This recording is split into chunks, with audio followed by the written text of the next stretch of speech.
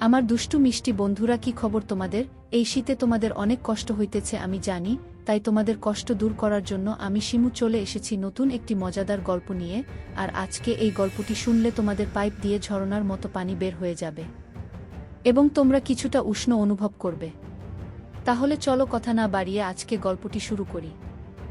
আমার নাম ইমন, আমার বয়স 22 বছর। আমি বিয়ে করেছি কিছুদিন আগে। আমার মায়ের নাম শিরিন জাহান এবং আমার বাবার নাম তৌকির খান। আমার বাবা মা, দাদি আর 4 বছরের বোন আরিফা। আমাদের ছোট্ট সংসার আছে। আমার বাবা মায়ের মধ্যে বয়সের বড় পার্থক্য। আমার বাবার বয়স 59 বছর এবং আমার মায়ের বয়স মাত্র 36 বছর। কিন্তু আমাকে দেখে কেউ বিশ্বাস করবে না, আমার মায়ের একটি 22 বছরের ছেলে এবং একটি 4 বছরের মেয়ে। আমার মা খুব সুন্দর ফর্সা চামড়ার মা, মুখটা পালতোলা নৌকার মতো, খুব মোহনীয়। মায়ের 2 চোখ, মায়ের মুখ যে কোনো মানুষকে পাগল করে দিতে পারে। আমার মা খুব শিক্ষিত আর স্মার্ট। আমার মা এখনও পশ্চিমা পড়ে, তাই মাকে খুব ভালো লাগছে। মাকে নিয়ে কখনো কথা বলিনি, আমি খারাপ ভাবিনি, কিন্তু মাকে খুব ভয় পেতাম।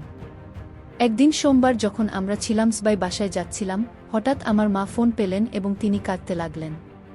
পরে জানতে পারি আমার বাবা সড়ক দুর্ঘটনায় মারা গেছে এবং আমরা সবাই ভেঙে পড়েছি। মৃত্যুর 3-4 মাস পর আমরা সবাই স্বাভাবিক হতে শুরু করি, কিন্তু সমস্যা হলো বাবা মৃত্যুর আগে সব সম্পত্তি আমার নামে লিখে দিয়েছিলেন। তখন থেকে আমার দাদির সমস্যা হলো আমি অন্য কাউকে বিয়ে করলে আমার মা বোন অসহায় হয়ে পড়বে। তাই আমি, দাদি এবং নানি একদিন একটি বুদ্ধি নিয়ে এসেছিল। তারা আমাকে ডেকে বলল, আমরা দেখি একটা সিদ্ধান্ত নিয়েছো যা তুমি মেনে নেবে। আর আমার মা চুপচাপ শুনে। হঠাৎ দাদি বলল, আমরা চাই শিরিন তুমি আবার বিয়ে কর, কারণ তুমি এখনো অনেক ছোট, তোমার জীবন বাকি আছে। আপনার মেয়ে এখনো অনেক ছোট এবং আপনার মেয়েরও একজন বাবা দরকার। মা চুপচাপ শুনছেন। তারপর আবার দাদি বললেন, দেখ শিরিন, আমরা অনেক ভেবেচিন্তে সিদ্ধান্ত নিয়েছি যে ইমান এখন বড় হয়ে গেছে এবং কিছুদিন পর তাকে বিয়ে করতে হবে। তাই আমরা চাই তুমি আর কাউকে বিয়ে করো না, ইমানকে বিয়ে কর। মা বলল, তুমি ঠিকই বলেছ, ইমান আমার ছেলে, আমি তাকে জন্ম দিয়েছি। তাকে কিভাবে বিয়ে করা যায়? এটা অনৈতিক ও পাপ। আমরা জানি সমাজে কিছু নিয়ম আছে, কিন্তু নিয়ম কোনো না কোনো সময় বদলাতে হয়। ভাবতে পারো কিভাবে আমি এই পাপ কোনোদিন করব না? তাহলে না। আর দাদি অনেক জোর করে হুমকি দিল, এই সিদ্ধান্ত না মানলে তারা এই বাড়ি ছেড়ে চলে যাবে। মা কাঁদতে লাগলো। আমি চুপ করে বসে আছি, আমার কিছু বলার নেই। তখন কোনো ভাষা নেই। দাদু আর নানু মাকে বোঝাতে শুরু করে যে দেখ, টকির মৃত্যুর আগে সব কিছু ইমানের নামে করা হয়েছিল। তারপরও যদি অন্য কোনো ভুল মেয়ের হাতে পড়ে তাহলে তোমার ও তোমার মেয়ের জীবন ধ্বংস হয়ে যাবে। এই ভেবে তোমার মেয়ে কোনো মা রাজি। কান্না থামছে না। আমি অবাক, কারণ আমি মাকে নিয়ে কখনো এমন কিছু ভাবিনি। তারপর দাদা আর নানা অনেক বোঝানোর পর মাকে বলল, দেখ তুমি মেনে নিও, না হয় সারা জীবন হেরে যাব। মায়ের কান্না। দাদা নানু আমাকে জিজ্ঞেস করল, তুমি কোথায়? আপত্তি কর। আমি দাদু আর নানুকে খুব ভয় পেতাম, তাই ওদের কিছু না বলে চুপ করে রইলাম। অনেক চেষ্টার পর তারা আমার মাকে রাজি করালো। তারপর সবাই যার যার রুমে চলে গেল। আমি আমার রুমে ভাবছি এটা কিভাবে সম্ভব।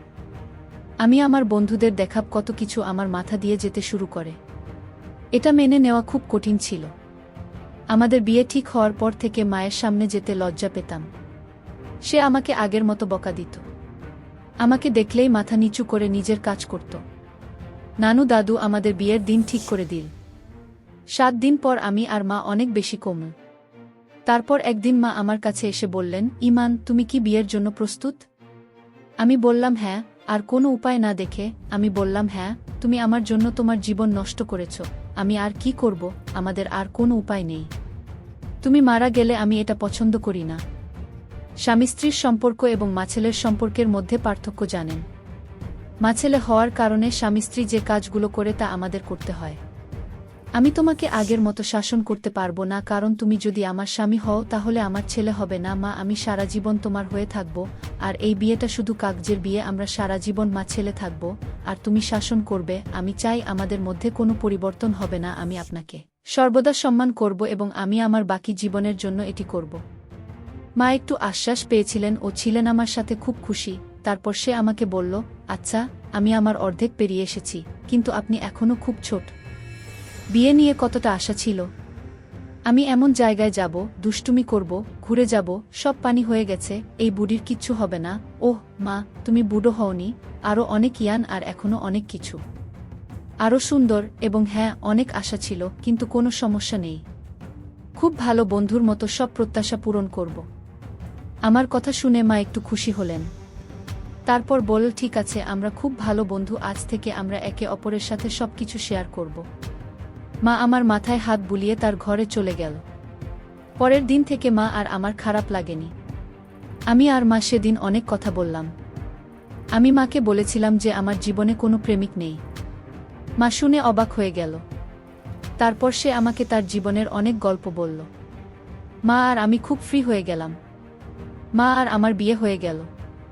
আমরা যে দিনগুলি রেখেছিলাম তা ছিল আমাদের জীবনের সেরা সময়গুলি একসাথে কাটিয়েছি, কারণ আমরা একসাথে হাসতাম, সিনেমা দেখতাম, সারা রাত একসাথে গেম খেলতাম এবং হাঁটতে যেতাম। আমি আসলে সেই কয়েকদিনেই ভালো বন্ধু হয়েছিলাম। যাই হোক, আমাদের বিয়ের একদিন আগে দাদা এবং নানু মাকে কেনাকাটা করতে নিয়ে গেল। আমরা খুব হাসছিলাম, নানু আর দিদিমা খুব খুশি হলেন। যাই হোক, আমি আর মা অনেক কিছু কিনলাম। আমার ভালো লাগলো। মা আমি প্রথম বেনারসি শাড়ি কিনলাম। মা লজ্জা পেয়ে গেল। পরের দিন আমাদের বিয়ের আয়োজন করা হয়েছিল, কিছু লোককে ডাকা হলো।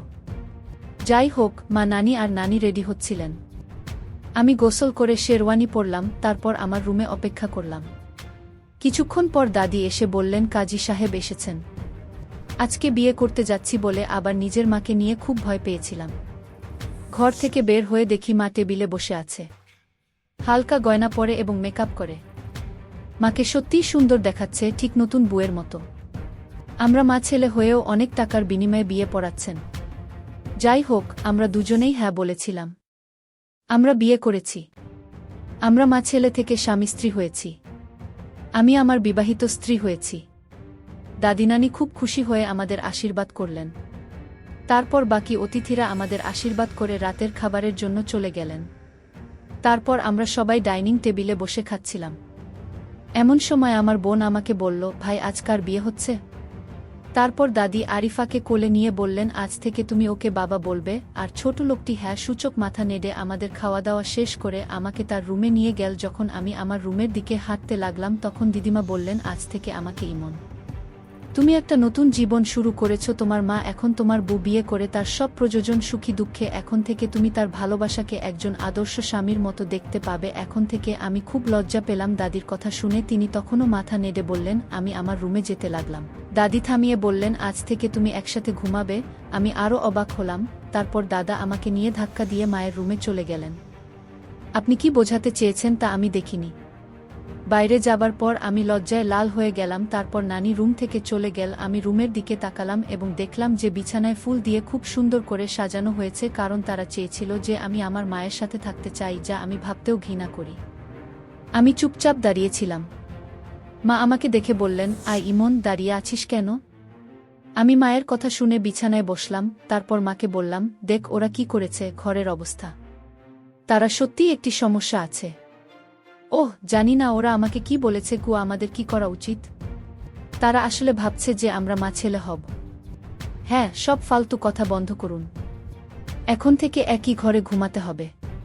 কোনো সমস্যা হবে না। আসলে আড্ডা দেই তাহলে। ভালো লাগলো আজকে। সত্যি বলতে আমার অনেক ভালো লেগেছে। এত বছর পর মনে হচ্ছে আমি আবার বউ হয়ে গেছি। আমার খুব ভালো লাগে। তোমার কেমন লাগছে? আমি অনেক ভয় যে আমাদের সম্পর্কটা মিনিটের মধ্যে কেমন বদলে গেল। আরে, আমরা আগে থেকেই ঠিক করেছি আমরা খুব ভালো বন্ধু থাকব। এইসব আজাইরা নিয়ে চিন্তা করবেন না। হ্যাঁ, তুমি ঠিকই বলেছ। আমাকে খুব ক্লান্ত হতে দাও, না হলে আমি ঘুমিয়ে পড়ি। মা বল, হ্যাঁ, খুব ক্লান্ত। আমি ফ্রেশ হয়ে আসি, তারপর আমিও ঘুমাবো। তুমি ঘুমাও। আমি বললাম, ঠিক আছে, ঘুমাও। বিছানার একপাশে কিছুক্ষণ পর মা এসে আলো নিভিয়ে দিলেন। বন্ধুরা, তোমরা যারা পুরো গল্পটি শুনেছ তাদের জন্য অসংখ্য ধন্যবাদ। পরবর্তী পর্বে আমার নাম্বার দেওয়া হবে এবং তোমরা সবাই আমার সাথে ভিডিও কলে কথা বলতে পারবে। শুধুমাত্র যারা আমার ভিডিওগুলো সম্পূর্ণ দেখবে তারাই আমার নাম্বার পাবে।